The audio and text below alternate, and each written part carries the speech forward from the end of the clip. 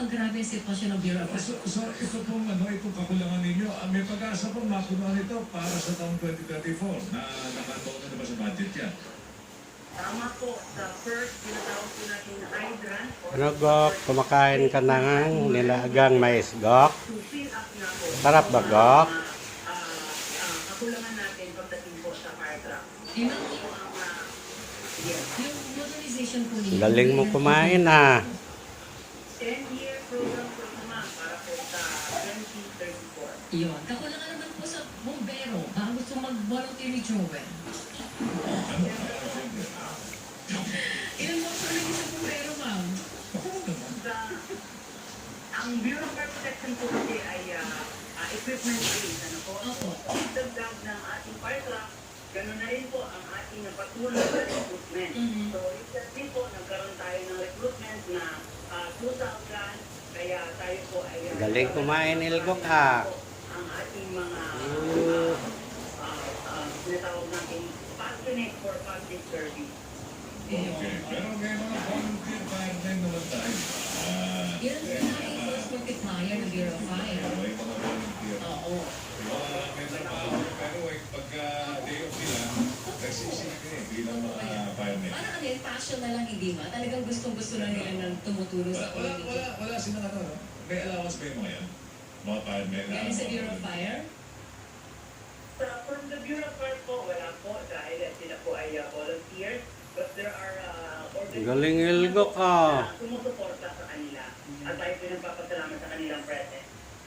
Ay, so, ano ko lang, balikan ko lang po yung mga figures sa pinag-usapan natin, Superintendent. Doon po sa 97 na naitala ninyo sa buong December na insidente na sunog hanggang December 31, ilan po ito yung merong insidente na nasawi at ilan yung naitala ninyo na namatay doon sa mga sunog na yan?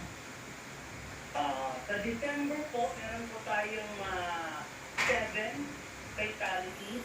Ito na. Then para last year... Galing kumain, Ilgok, ng ah. Malapit na ang fire prevention month. Eh, dyan tayo, bakit na ako 3 na months. doon? 3 months Kaya from fire now. prevention month, doon po maraming sunog.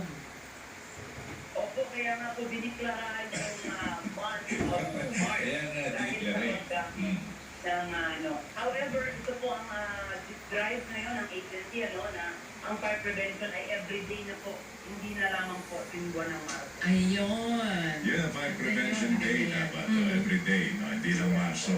Kasi kadalasan sa April, mas mataas ang sunog sa Marso, di ba? Yung February, March, April na yun. Kasi depende na rin sa tiplada ng panahon dahil nga sa climate change. Kasi lalo na po ngayon may El Nino tayo.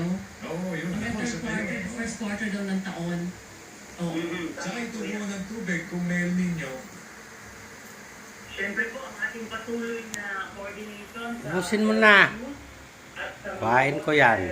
district water companies sa pag-establish po ng mga bagong hydrant. At malaking tulong na rin po yung ating mga sapa, mga ilog. ayun. So yung hydrant niyo po ba gumagana pa? Ang dami ng parang hindi na gumagana ba? Under monitoring po yung iba natin mga deactivated at patuloy po yung installation ng mga bago. Yun. Alright, Thank sige. you. Thank you. Happy New Year po sa inyo.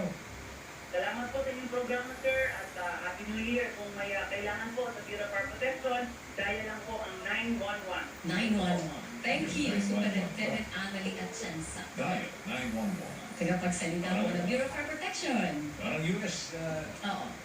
Emergency number, yes, Emergency 911. Wala na yung 117. Wala na. Hindi ko alam kung naguguluhan na pa ba yun, Nico? 117. DILG naman kasi yun. Subukan mo nga ang tawagan ng 117. Di ba DILG yun, Joel? Wala yung sa responding ng PNP. Pero lahat na yun nandun. Pati sa bumbero nandun. Yes. At pagka bumbero akong tinutuloy, gusto ko maging pulis eh. Bumbero. Huwag ka na. Magandang balita po sa mga manggagawa kasambahay natin sa Caraga Region. Oo. Ito, epektibo ngayong araw, yung 20 pisong dagdag sa araw sa yung parang paswelo ni Bobo na lang. Magkano yan? 20 pesos na. Yung minimum, doon sa mga minimum wage earners sa lahat po na sektor ng rehiyon. Sinabi ho ng Department of Labor and Employment Dole, aabot po sa 385 pesos na po. Dati, 350 lang yung daily minimum wage. Pero kadalasan, 300, magkano na lang? 385 Dati 350. Alam nyo, kadalasan po sa probinsya, mas mahal pa nga gastos. Totoo yan. Diba? Dahil ang logistics po ng